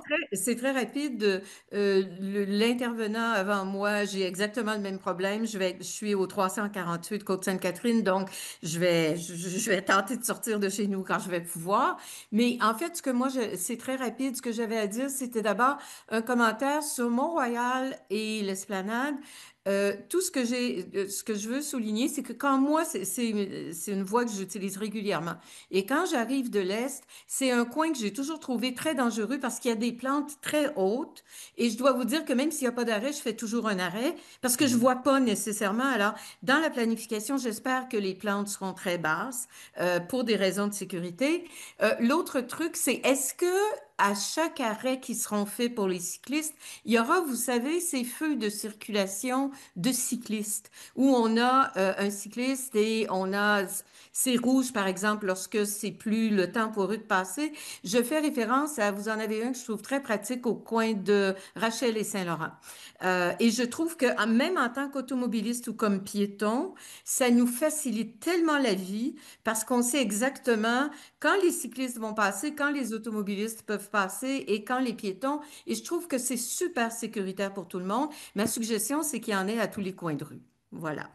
Ben voilà, merci beaucoup pour cette. Je suis sûr que les gens qui sont concepteurs du projet vont tenir compte de vos commentaires. Merci beaucoup, Madame Kowinski. Merci. Écoutez, on a d'autres questions qu'on a reçues, cette fois-ci, toujours dans le module questions-réponses. Carrie Tari, pourquoi ne pas détourner le trafic vers la rue Laurier pour apaiser le boulevard Saint-Joseph? Question pour Étienne Toby, encore une fois. Monsieur Toby. Oui, donc comme je disais tantôt pendant ma présentation, on privilégie vraiment les grands axes là, pour détourner les citoyens et je crois que Salman a répondu en partie, c'est que on va venir détourner les gens sur des axes un peu comme principaux pour fluidifier la circulation autour des chantiers. Donc c'est vraiment on choisit ces axes principaux pour les détours. Je crois que Salma Parfait, monsieur. voulait ajouter un élément de réponse. Oui, exactement. Ben, comme Étienne il l'a mentionné, on choisit les axes qui ne sont pas considérés comme des rues locales, mais aussi la rue Laurier ou l'avenue Laurier, ils contiennent des bandes cyclables. Donc, on voudrait éviter d'envoyer du transit là, sur des rues qui ont des pistes cyclables ou des bandes cyclables. Merci beaucoup, Salman. Merci, Étienne, également. On enchaîne avec d'autres questions reçues dans le module questions-réponses de Michel McBride Charpentier. There are plans for 2 Bixi stations, but there will be additional bike racks installed along the route. So, est-ce qu'il y aura d'autres racks ou d'autres stations Bixi qui vont être installées? Parc Jeanne-Mance along Mont-Royal, especially needs some. Donc, on demande qu'il y ait peut-être un petit peu plus de stations Bixi là, sur la rue du Parc Jeanne-Mance, le long du Mont-Royal. Question peut-être pour Simon ou pour... Oui, je peux prendre la question. Donc, Merci, oui, Simon. effectivement, il va y avoir 2 stations Bixi électriques qui vont être ajoutées autour du parc Jean-Mance. Donc, il y en a une qui va être ajoutée au coin de Mont-Royal et l'avenue du Parc. Il y a une autre qui va être installée aussi au coin de l'Esplanade, mais il va aussi avoir des racks à vélo. Donc, on a prévu des racks à vélo qui ne sont pas Bixi, donc justement pour les gens qui se déplacent à vélo puis qui souhaitent accrocher leur vélo. Donc, oui, effectivement, il va y avoir des racks à vélo qui sont ajoutés dans le projet. Parfait. Ben, merci pour ces précisions-là. C'est bon pour une bonne nouvelle pour les cyclistes. Madeleine Rouleau-Dumas qui demande cette fois-ci un arrimage formel a-t-il été établi avec le site patrimonial du Mont-Royal et notamment avec les différentes parties prenantes concernées? Question probablement qui pourrait être adressée à Simon encore une fois. Oui, effectivement, il y a eu beaucoup de coordination avec les différentes parties prenantes. Donc, puis il y a aussi, donc, étant donné qu'on est dans un site patrimonial, on doit passer au conseil du patrimoine pour obtenir l'approbation avant d'aller de l'avant, puis obtenir l'autorisation de réaliser les travaux. Donc, toutes ces étapes-là ont été faites. Donc, oui, je confirme qu'il y a une coordination qui a été faite. Merci, Simon. On est plus populaire du côté des questions-réponses par écrit ce soir qu'avec les mains levées. Donc, je continue dans ce canal-là. Pierre-Alain Côte-Noire qui veut savoir, je comprends mal la connectivité entre l'avenue du Parc au sud de Mont-Royal, du côté est, et le trajet qu'on devra emprunter à la fin des travaux pour poursuivre au nord de Mont-Royal. Donc, on ne comprend pas cette décision-là. Question probablement pour peut-être Marie-Lou Olivier. Ouais, je n'étais pas sûre de comprendre tout à fait la question. Je comprends, c'est une interrogation par rapport à comment venir se Ouais. connecter peut-être à Côte-Sainte-Catherine, sur lequel on vient aussi prolonger l'aménagement. En tout cas, actuellement, si on est sur l'aménagement multifonctionnel vers le nord, on peut soit, avec les travaux qui s'en viennent, tourner à droite pour aller rejoindre de l'Esplanade, pour aller rejoindre Saint-Urbain, ou alors tourner à gauche, parce qu'on a des aménagements unidirectionnels qui sont prévus de chaque côté sur Mont-Royal. Donc, tourner à gauche pour ensuite aller rejoindre Côte-Sainte-Catherine, sur lequel on a la piste bidirectionnelle qui va se connecter. Est-ce que Bon, ça ben, répond bien? Ben, je pense que oui. Monsieur Cotenoir pourra revenir si jamais la réponse n'a pas été assez claire pour lui. Merci beaucoup, Marie-Olivier. François Dandurand, tiens. Bonsoir, mon nom est François Dandurand, employé de Réseau Locomotion. Question, donc, pour les cyclistes dont l'origine et la destination sont situés à l'ouest de l'avenue du Parc, donc, par exemple, un trajet entre le centre-ville et le quartier de la Côte-des-Neiges, est-ce qu'une piste du côté ouest de l'avenue du Parc est à l'étude, donc qui emprunterait la présente bretelle de typologie presque autoroutière, selon ces termes, à 6 voies. Donc, sous question, et bon, ça, c'est la première question. Est-ce que j'ai été clair dans la façon de la poser? Marie-Lou Olivier, est-ce que c'est une question pour vous également, ça? Oui, c'est une question pour moi. Donc, oui, il y a une piste de réflexion qui est actuellement en cours par rapport à un aménagement cyclable. En fait, pas juste un aménagement cyclable du côté ouest, mais pour tout ce qui concerne les abords du Mont-Royal. Puis, ça va être surtout pris en compte dans le projet de réaménagement, ben, dans les grands projets de réaménagement, notamment avec Camillien-Eudes, tout le réaménagement des abords du Mont-Royal, de l'intersection là, en triangle avec Côte-Sainte-Catherine, Mont-Royal, Camillien-Eudes. Donc, tout ça va être étudié dans le cadre de ce projet-là. Donc, oui, il y a une réflexion en cours. Parfait. Merci beaucoup, Marie-Lou. Écoute, on va revenir aux questions qu'on a reçues à l'avance. Il y a Michael Paulson qui veut savoir, is there a plan to improve the crosswalk at Esplanade? Est-ce qu'il y a des plans qui sont prévus pour améliorer peut-être la traverse sur l'avenue Esplanade? Question pour Simon Benzadine. Oui, effectivement, comme on avait montré dans la présentation, il y a plusieurs mesures à cette intersection-là. Donc, on vient vraiment comme mettre la totale. On revoit la géométrie, on rajoute des feux clignotants. La traverse va être élargie et on rajoute des feux clignotants. Puis, dans le fond, toute la géométrie de l'intersection va être revue pour venir sécuriser la traverse des piétons. Parfait. Je vous garde encore avec moi, Simon, parce que la prochaine question est également pour vous. Elle vient de Marie-Hélène Gay. Donc, sur l'avenue Mont-Royal, qu'a-t-on prévu pour l'accès au parc Jeanne-Mance quand on vient de l'Est en vélo, considérant le potentiel de conflits fréquents avec les piétons? Excuse-moi, est-ce que tu peux répéter? Je répète là. Sur l'avenue du Mont-Royal, donc, qu'a-t-on prévu pour l'accès au parc Jeanne-Mance quand on vient de l'Est en vélo, considérant le potentiel de conflits fréquents avec les piétons? Ben, en fait, oui, c'est ça. Ça, c'est quand on vient de l'Est, puis on veut rentrer dans le parc Jean-de-Mance, on a prévu un aménagement qui vient séparer les cyclistes des piétons. Donc, comme j'ai montré tantôt dans la présentation, ça permet d'avoir une meilleure cohabitation. Donc, on les a vraiment séparés. Effectivement, on a pris ça en considération dans le concept d'aménagement. Parfait. On va se diriger maintenant vers les questions sur les impacts des travaux. C'est Denis Matt qui veut savoir, alors, qu'est-ce qu'on a prévu ou de quelle façon allez-vous limiter la poussière durant les travaux? Question pour Charles Grondin, je crois, qui pourrait répondre à cette question. Monsieur Grondin. Et un nettoyage des surfaces à l'aide de camions balais, aspirateurs et camions citernes est prévu sur l'ensemble du projet. L'entrepreneur doit aussi appliquer des techniques de travail qui minimisent le plus possible le soulèvement de la poussière. Si requis, l'utilisation d'abat-poussière peut être envisagée en respectant le taux d'épandage et les restrictions environnementales. Donc, ce serait ma réponse. Ben voilà, c'est une réponse très, très, très, très complète. Merci beaucoup. Dernière question dans les questions qu'on a reçues à l'avance. Ensuite, on va revenir aux questions que les gens nous ont posées ce soir dans le module questions-réponses. Une question de Nathalie Riel. Est-ce que les travaux permettront de régler le problème d'accumulation d'eau au coin sud-est de Mont-Royal et de l'Esplanade? Évidemment, une question qui préoccupe. Charles Grondin, je vais vous redonner la parole à nouveau. Cette question-là, elle est pour vous.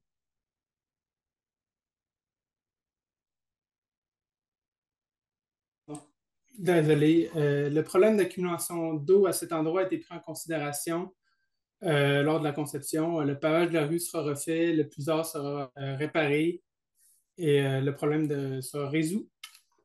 Donc, la réponse est oui. Oui. Parfait, merci beaucoup. On revient maintenant aux questions qu'on a reçues dans le module questions-réponses. Denis Oasis, qui veut savoir, vous parlez beaucoup de pistes cyclables, mais pas de détails sur les travaux d'égout. Tiens, on y revient.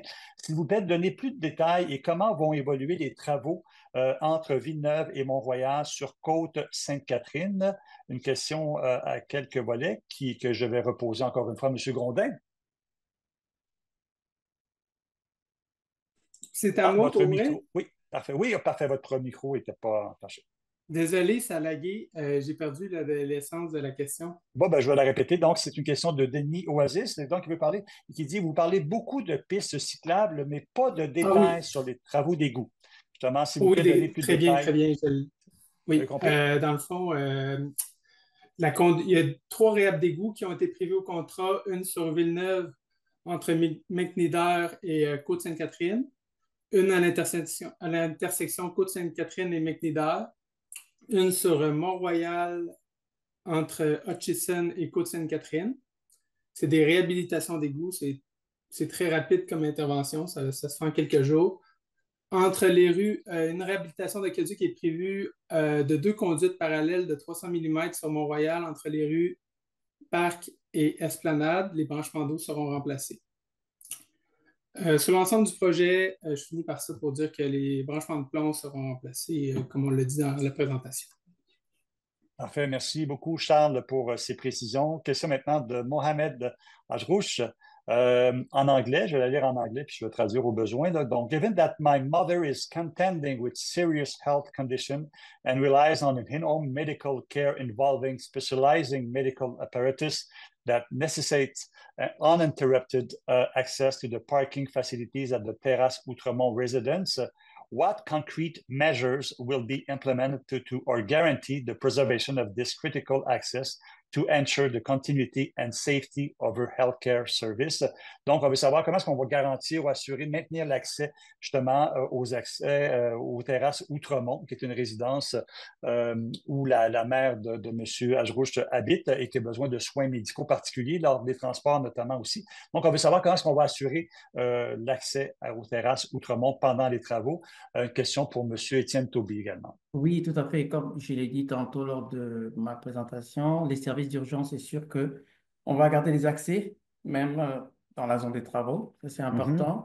L'entrepreneur est outillé par rapport à ça. Et aussi, sur le chemin de la côte Sainte-Catherine, la direction ouest est maintenue ouverte. Donc, il va y avoir la circulation sur la direction ouest et tous les accès, effectivement, l'accès à la résidence de madame va être accessible. Il n'y aura pas de souci. Bon, ben voilà qui va rassurer. Donc, so, the accessibility will remain, M. Jarouche. Donc, question maintenant de Alain Renaud. Pourquoi déplacer l'arrêt de la 129, donc l'autobus 129, côté sud, de l'est à l'ouest de Villeneuve, alors que la piste cyclable à l'ouest de l'intersection est déjà aménagée? Donc, il y aura donc une démolition à ce niveau. N'est-ce pas là un gaspillage de nos taxes? Question commentaire de M. Renaud, là, qui pourrait être dirigé vers Simon, je pense, M. Benzadini. Oui, en fait, le déplacement, c'est pour 2 raisons. Donc, la première, c'est il faut tenir compte de l'accessibilité universelle. Donc, on vient mettre un aménagement qui avec des plaques podotactiles, donc pour les gens qui nécessitent l'accessibilité universelle.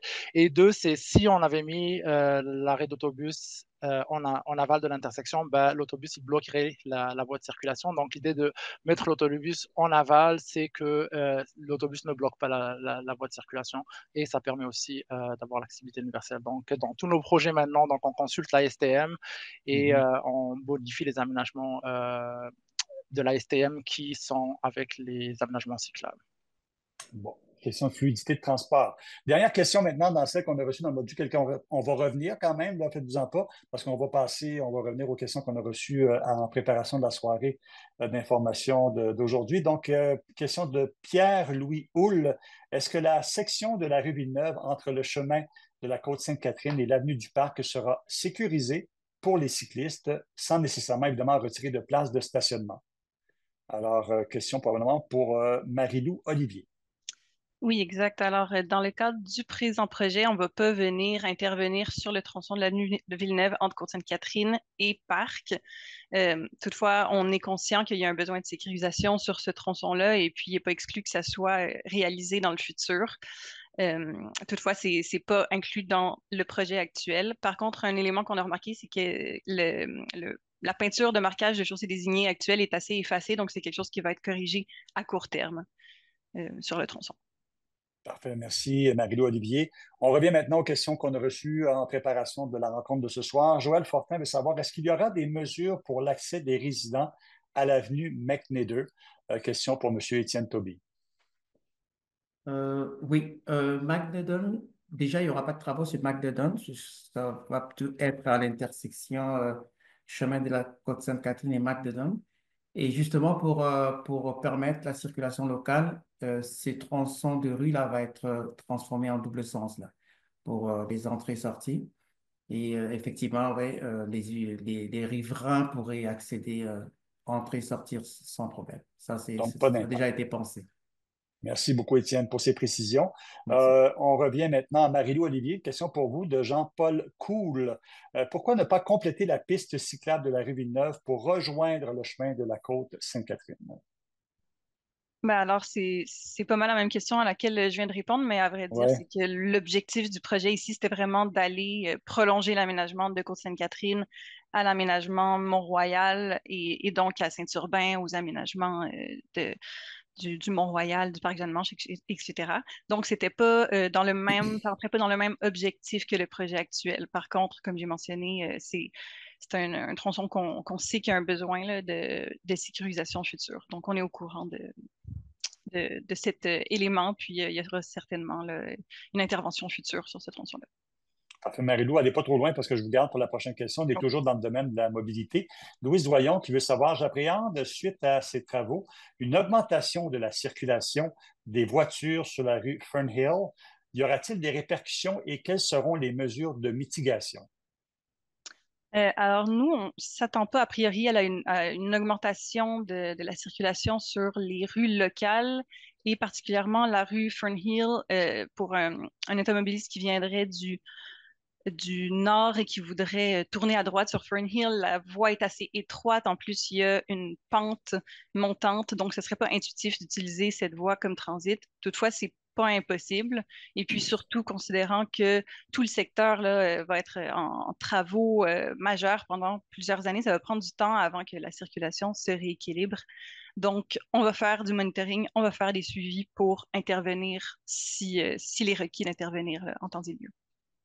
Parfait, merci beaucoup, Marie-Lou. Je vous rappelle que vous pouvez également intervenir de vive voix. Là, vous avez juste à cliquer sur la petite main, le lever main, et les gens à la régie vont activer votre micro. Moi, je vais voir que votre main est levée et je vais vous donner la parole. On va prendre une dernière question, des questions qu'on a reçues à l'avance, on va revenir après dans les questions qu'on a reçues ce soir. Donc, Ginette Rioux qui veut savoir comment les résidents du 55 chemin de la côte Sainte-Catherine vont circuler en auto à pied à pied durant les travaux. Donc, comment ils vont circuler de façon générale? Question pour Étienne toujours, qui est un de nos spécialistes en mobilité. Oui, oui. La clé, ça va être la rue McDonald entre Saint-Joseph et Villeneuve. On va venir modifier temporairement la circulation vers le sud. Comme ça permettrait justement à tous les résidents qui sont sur McDonald ou même sur Nelson d'accéder sans problème en suivant le détour. Donc, et puis, je rappelle qu'il y a toujours une voie de circulation en direction ouest sur le chemin de la Côte-Sainte-Catherine qui est accessible. Donc, il y aura un détour bien clair qui va être mis en place. Ça va être bien communiqué. Oui. Donc, ensuite, on va, question par écrit maintenant qu'on a reçue ce soir de Marc Poulain, qui est intervenu en début de soirée, mais qui nous a également envoyé une question en fait, deux questions dans le module questions et réponses. Donc, il y a combien de places de stationnement qui vont être perdues? Première question. Puis je pense que ça va être Simon qui va y répondre, M. Benzadine. Et la deuxième question, c'est combien de voies il y aura sur côte CCS entre Mont-Royal, ça c'est côte de Sainte-Catherine? Non, je ne sais pas. CCS entre Mont-Royal et Villeneuve. C'est déjà assez difficile de faire un tournant de façon sécuritaire en auto à partir du centre-ville. Donc, combien de voies y aura-t-il? Il y aura sur CCS entre Mont-Royal et Villeneuve. C'est déjà assez difficile de faire un tournant de façon sécuritaire en auto à partir du centre-ville. Simon. Oui, donc pour ce qui est du nombre de cases de stationnement qui sont retirées, donc sur le chemin de la Côte-Sainte-Catherine, il s'agit de 4 cases et ces 4 cases de stationnement sont autorisées juste en dehors des heures de pointe, donc elles vont être retirées en pointe et hors pointe après l'aménagement cyclable. Sur l'avenue Mont-Royal, donc il y a 19 cases de stationnement.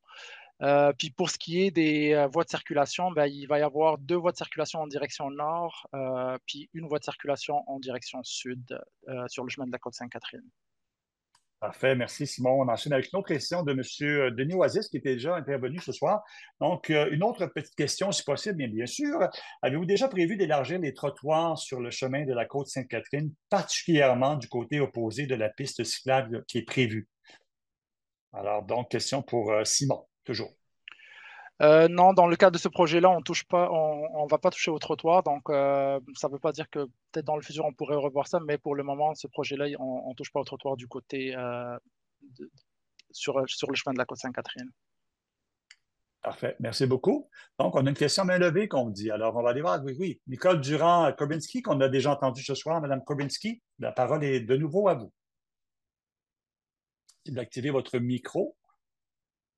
Je vois que votre micro n'est pas activé encore. Excusez-moi. Bon, c'est bon, là, on vous entend. C'est bon, il n'y a aucun problème. Merci. Alors, écoutez, à force d'écouter les questions, j'en ai une, les réponses. Est-ce que je pourrais circuler si, par exemple, je prends Mont-Royal-Ouest, disons à partir du cimetière. Alors, je prends Mont-Royal et je m'en vais vers l'est. Est-ce que je comprends qu'avec les travaux, je ne peux plus passer au coin? Normalement, par exemple, je descends à Mont-Royal, je peux tourner à droite sur Avenue du Parc ou je peux continuer vers l'est. Est-ce que cette intersection-là sera complètement bloquée et je ne pourrai plus utiliser Mont-Royal vers l'est? Une très bonne question. Je pense que c'est une question pour M. Étienne Toby, peut-être? Oui, tout à fait. Simon? Oui? Tout à fait. Oui, je vais répondre. Euh, euh, Madame pourrait effectivement utiliser l'intersection sans problème. Je l'ai dit tantôt, il va y avoir des petits travaux à l'intersection Parc-Mont-Royal, mais on mettra en place une entrave partielle. Donc, on pourra circuler sans problème, sauf pour quelques travaux de pavage qu'on a prévu de nuit. Là, par contre, on mettra en place un détour, mais ça va être vraiment des travaux ponctuels des nuits pour aller paver correctement toute l'intersection. OK, alors merci, sa réponse. Ça veut dire que comme j'habite Côte-Sainte-Catherine, ça peut être pour moi, si je peux passer en arrière une voie de détournement parfois, dans le fond, en passant par la rue Mont-Royal vers l'est, jusqu'à Avenue du Parc. OK. Ça, je vous remercie. Puis, Monsieur Tessier, si vous me permettez, à Oui. propos des petits signalements de cyclisme, est-ce qu'ils ont l'intention, c'était ma question tantôt, d'en mettre? Est-ce que ça fait partie des plans? Je n'ai pas compris le début de Les votre... lumières, aux lumières, aux feux de circulation, qui est des feux spécifiques pour les cyclistes. Ah, pour les cyclistes, sur les feux C'est de ça. Alors, circulation. on en a parlé tantôt, mais je ne sais pas si ça fait partie de la planification qui a été faite. Parfait. Ben, écoutez, Simon, peut-être, je ne sais pas s'il y a quelqu'un qui peut parler justement des feux de circulation, si on peut rajouter un volet pour les cyclistes. Alors, Simon? Ben, en fait, nos collègues au feu ne sont pas là ce soir, mais oui, il y a certaines intersections où il y aura des feux cyclistes qui sont ajoutés, mais toutefois, c'est fait selon les normes. Donc, je pourrais confirmer c'est lesquelles intersections vont revenir avec ça. OK, mais il y a pas ça ne se fait pas de façon automatique et générale, c'est ce que je comprends. Non, C'est c'est pas... ça ne se fait OK, pas de façon parfait. automatique. OK, merci beaucoup. Merci, M. Tessier. Merci. Merci, Mme Korbinski. Merci. Merci. Durand Korbinski, je m'excuse. Oui, c'est pas On revient grave. aux questions qu'on a reçues par le module questions-réponses. Donc, question maintenant, en fait, c'est la dernière qu'on a reçue, mais il y aura de la chance d'en poser d'autres, là. Maxime Jacques qui pose les questions suivantes. Plusieurs panneaux avec la mention circulation locale seulement, on les connaît, ces panneaux-là, sont apposés sur certaines rues depuis 2-3 ans, tels que Boulevard Mont-Royal, Pan-Guelo, vers Côte-Sainte-Catherine, Spring Grove. Ceux-ci risquent de dévier plusieurs visiteurs des cimetières vers le chantier. Seront-ils toujours présents cette année? Ces fameuses pancartes mention circulation locale seulement. Question pour Simon, peut-être? Je ne sais pas, ou quelqu'un où on n'aura peut-être pas la réponse ce soir. Mais si c'est le cas, on le saura dans le document questions-réponses qu'on va vous envoyer. C'est une très bonne question. Donc, on va valider tout ça, monsieur Maxime Jacques, et on va revenir. La réponse sera dans le document questions-réponses qui sera envoyé dans quelques jours ou quelques semaines. Pierre-Louis Houle, maintenant, qui veut savoir quelle sera la connexion pour cyclistes entre le chemin de la Côte-Sainte-Catherine et le chemin Homestead. Donc, la connexion pour cyclistes. Question pour Marie-Lou Olivier. Oui, donc, comme mentionné plus tôt, là, tout ce secteur-là est en cours de réflexion dans le cadre du réaménagement de Camillien-Hood et du flanc est du Mont-Royal. Donc, ça sera plus dans le cadre de ce projet-là que la connexion sera bonifiée. Parfait. Merci beaucoup pour cette précision. On revient maintenant aux questions qu'on a reçues en prévision de la rencontre de ce soir. Question de Hélène Lemaître-Auger. Est-il possible de mettre la circulation à double sens sur l'avenue Nelson entre le chemin de la Côte-Sainte-Catherine et l'avenue Villeneuve pour faciliter le stationnement? Donc, circulation en deux sens dans ce coin-là. Question pour Simon Benzaline. Oui, dans le cadre du projet de le chemin de Côte-Sainte-Catherine, donc on ne touche pas à l'avenue Nelson, donc on ne va pas changer le sens de circulation. Puis ça ne serait pas aussi souhaité de venir comme autoriser le double sens parce que ça va encourager le transit, donc on ne veut pas avoir du transit dans le secteur. Alors non, pour le moment, on ne touche pas au sens de circulation de l'avenue Nelson. Parfait. Merci beaucoup, Simon. On revient maintenant, on parle de stationnement. On n'a pas parlé beaucoup ce soir. Donc, le stationnement est déjà difficile pour les habitants de la rue Jeanne-Mance. Peut-on repenser l'ajout d'espaces tarifés? Et je vais diriger cette question vers Valérie Legris du plateau Mont-Royal. Madame Legris. Oui, bonsoir. En fait, pour M. Dubois, la réponse, en fait, effectivement, l'objectif de l'arrondissement étant d'optimiser les places de rotation autour des axes commerciaux, Mont-Royal étant un axe important, et on a planifié l'ajout de places tarifées au nombre de 7 sur la rue Jeanne-Mance, juste au nord de Mont-Royal pour l'occasion cet été. Donc, ça pourra justement aider les gens et donc, dans le cadre du projet, ça s'inscrit parfaitement. Merci beaucoup, Mme Legris. On revient parler maintenant de sécurisation, encore une fois, qui est un thème qui est très populaire, d'ailleurs, qui est à l'origine de la présentation de ce soir. Gwenelle Loquet qui dit, y a-t-il des plans pour sécuriser l'intersection de l'avenue Vincent-Dindy et du chemin de la Côte-Sainte-Catherine? Question que je dirigerai à Marie-Lou Olivier. Oui, donc cette intersection ne va pas être mise à niveau dans le cadre de l'actuel projet. Par contre, le besoin de sécurisation de cette intersection-là est connu, sauf qu'il n'est pas actuellement possible en raison des travaux du REM qui sont en cours. Par contre, l'axe Édouard-Montpetit, Vincent-Dindy, Sainte-Catherine est un axe qui a été identifié dans les 17 axes rêves identifiés en 2019 et ça demeure un axe d'intérêt à la suite de la mise en service de l'antenne nord du REM. Et donc, cette intersection-là, bref, va être sécurisée dans le cadre de ce projet qui est donc un projet d'intérêt qui viendra dans le futur. Parfait. Merci beaucoup, Marie-Lou, pour ces précisions. On revient maintenant avec une question levée. Marc Poulain, qu'on a déjà entendu ce soir. On vous redonne la parole, M. Poulain. On vous écoute. On va simplement activer votre micro. Oui, parfait. On vous entend, oui. Juste être sûr, j'ai bien compris. Là. Ça veut dire qu'une fois les travaux terminés, sur Côte-Sainte-Catherine, entre Villeneuve et Mont-Royal, là où il y a en ce moment 4 voies, on va tomber à 3 voies, 2 dans un sens puis une dans l'autre, c'est ça? Ou j'ai mal compris? Question pour Simon, vu que ça concerne la conception. Oui, c'est exactement ça. Il va y avoir une voie de circulation donc vers le centre-ville, puis 2 voies vers le nord. Donc, c'est 3 voies de circulation. Mais avant Villeneuve, il y a 2 voies. Fait que là, comment vous prévoyez que ça passe à une voie? Ben, en fait, il y a comme un resserrement de la voie de circulation. Donc, il y a comme un assurage qui va être rajouté puis pour venir aligner vers une voie de circulation. Est-ce que vous avez fait des études sur... Parce qu'il y a beaucoup de trafic là, qui passe par là. Est-ce que vous avez fait des études sur je sais pas, la lumière, ça va être quasiment jusqu'à l'hôtel de ville d'Outremont, je suppose? Oui, il y a des études de circulation qui ont été faites en amont du projet. Puis vous allez les diffuser dans le site, le site d'information? Je pourrais voir, en fait, avec la division qui s'occupe de ça, je pourrais vous revenir. Je ne sais pas si les études sont diffusées, mais ça, vous pouvez toujours les demander. Okay. Merci, M. Poulain. Oui, est-ce que vous avez une autre sous-question à poser, M. Poulain? Non, ben je me demande vraiment comment ça va fonctionner là, pour les gens d'Outremont qui veulent aller vers le centre-ville.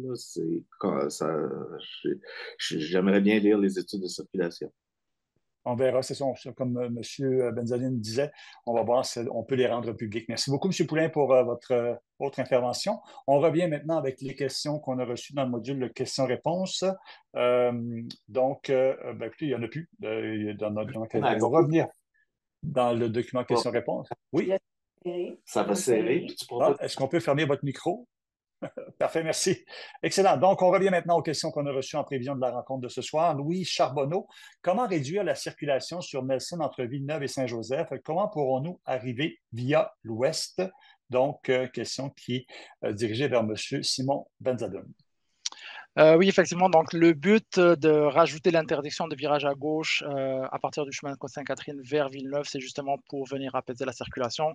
Donc, en faisant ça, on vient réduire le transit véhiculaire, puis donc, aussi pour l'avenue Nelson. Pour ce qui est de l'accès, ça va se faire qu'à partir de Saint-Joseph, l'avenue du Parc, pour entrer dans le secteur. Parfait. Il y a M. Côte-Noir là, qui souhaite intervenir, qui nous avait déjà envoyé une question par écrit, mais là, qui veut intervenir de vive voix. M. Côte-Noir, on vous écoute. Oui, bonjour. C'est pour bien comprendre, quand on arrive du côté est-sud de Mont-Royal, il y a une piste cyclable qui descend tout le long. Pour poursuivre après ça, il n'y a plus rien sur l'avenue du Parc. Il va falloir donc passer par Esplanade ou se rendre jusqu'à Saint-Urbain. C'est bien ce que je comprends. Est-ce qu'on peut confirmer cette information-là, M. Côte-Noir, soit Simon ou M. Toby? En fait, oui, si je comprends bien, parce que quand on parle de l'aménagement cyclable qui longe le parc Jean-de-Mance, c'est pas une piste cyclable, c'est une piste multifonctionnelle, donc c'est partagé entre les piétons et les cyclistes. Mais quand on va aller sur Mont-Royal maintenant, on peut aller sur l'aménagement qui va être aménagé sur Saint-Urbain. Donc, il y a Saint-Urbain, ce qui Esplanade va rester là, mais que ça va être une circulation plus locale. Mais si on veut aller vers le centre-ville avec un aménagement cyclable qui est sécurisé, ça va être via Saint-Urbain. Merci. Parfait. Merci. Donc, on va prendre en fait quelques questions encore une fois qu'on a reçues dans le module en prévision de la rencontre de ce soir. Puis on va terminer ça parce qu'il est presque 20 h, il est 19h58. Donc, avec le mot de la fin, on veut respecter les soirées de tout le monde, les horaires de tout le monde. Donc, question maintenant qui nous vient de... C'est moi juste de Félix. Serait-il possible d'avoir des détecteurs de mouvement des vélos pour activer les feux verts aux intersections? Ça existe déjà, semble-t-il. Donc, Félix M qui veut savoir si c'est possible d'avoir des détecteurs de mouvement des vélos pour activer les feux de circulation. Question pour Alice Nantel. Oui, merci Madame Pierre. Nantel. Donc, Oui. ce type de dispositif existe effectivement, des détecteurs de mouvement pour les vélos. Dans le cas des feux de circulation sur le tronçon, c'est des feux qui vont être prévus en rappel. Donc, c'est des cycles préprogrammés qui vont permettre d'avoir des mouvements soit sur les feux vélos ou les feux piétons. Donc, ça va être des cycles qui vont revenir au fil du temps. Il n'y aura pas besoin de faire une détection. Donc, ça ne sera pas installé dans le cadre du projet. Merci beaucoup pour ces précisions-là. On prend deux dernières questions de Yves Plourde. La première question qui est très courte. Est-ce qu'un rêve est prévu? Et je pense que c'est une question qui pourrait être adressée à Marie-Lou Olivier. Exact. Donc, non, alors, premièrement, dans le cadre du projet, non, ce n'est pas un rêve qui est implanté. L'axe Mont-Royal lui-même n'est pas identifié rêve. Par contre, l'axe Édouard-Montpetit, Vincent-Lindy, Côte-Sainte-Catherine, lui, a été identifié dans les axes rêves et, tel que j'ai mentionné le plus tôt lors d'une autre question, ça demeure un axe qui est un axe d'intérêt, donc sur lequel il y aura sûrement intervention dans le futur. Parfait. Je vous garde encore une fois parce que la prochaine question de M. Plourde est également pour vous. Y aura-t-il un prolongement de la piste cyclable sur le chemin de la Côte-Sainte-Catherine au-delà de Vincent-Dindy? Non plus, il n'y aura pas de prolongement au-delà de Vincent-Lindy sur Côte-Sainte-Catherine, puisque l'axe qui est privilégié est vraiment la rue Édouard-Montpetit, qui donne accès au pavillon de l'Université de Montréal, à la station, à la future station du REM et à la ligne bleue du métro. Bon, écoutez, il reste une seule question qu'on n'a pas posée ce soir dans le document qu'on avait reçu à l'avance, dans les questions qui avaient été envoyées avant la présentation. Puis tant qu'à faire, on va toutes les passer. Donc, on aura complété toutes les questions. C'est Mme Marie-Odile Trépanier qui veut savoir quel arrimage avec la vision d'accessibilité du Mont-Royal, qui prévoit que ce site sera un grand seuil d'entrée au Mont-Royal. Donc, c'est quoi l'arrimage avec la vision d'accessibilité du Mont-Royal qui prévoit que ce site sera un grand seuil d'entrée au Mont-Royal? La dernière question sera pour Alice Nantel. Oui, donc merci Madame Trépanier pour cette question. C'est la vision concerté pour une meilleure accessibilité au Parc du Mont-Royal et d'un document qui est en cours d'élaboration avec différentes parties prenantes et qui va être soumis prochainement au comité exécutif de la Ville. Donc, c'est un document qui a été partagé avec la table de concertation du Mont-Royal et préparé en collaboration avec différentes parties prenantes, là, les arrondissements et les services centraux, les institutions, les partenaires privés, les acteurs communautaires. Puis l'avis des parties prenantes a été considéré et les projets en planification, tels que celui qu'on présente ce soir, là, Côte-Sainte-Catherine, Mont-Royal, Avenue du Parc, c'est un des projets qui a été présenté là, dans le cadre de ces échanges-là au niveau de la table de concertation.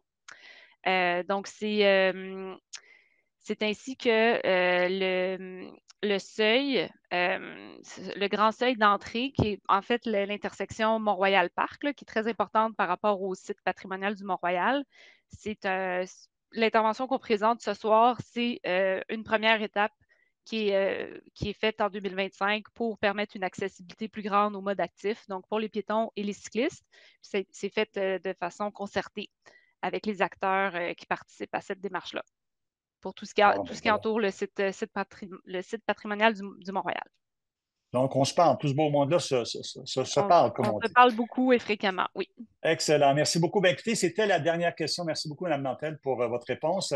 Donc, c'est ainsi que se termine notre séance d'information ce soir. Je veux vous remercier, citoyens et citoyennes, d'avoir été des nôtres ce soir. Je veux également remercier tous les participants, les présentateurs là, qui ont été avec nous, les présentatrices là, qui étaient là également pour répondre aux questions. Merci également aux élus qui étaient avec nous ce soir. C'est toujours apprécié de vous avoir dans ces rencontres-là.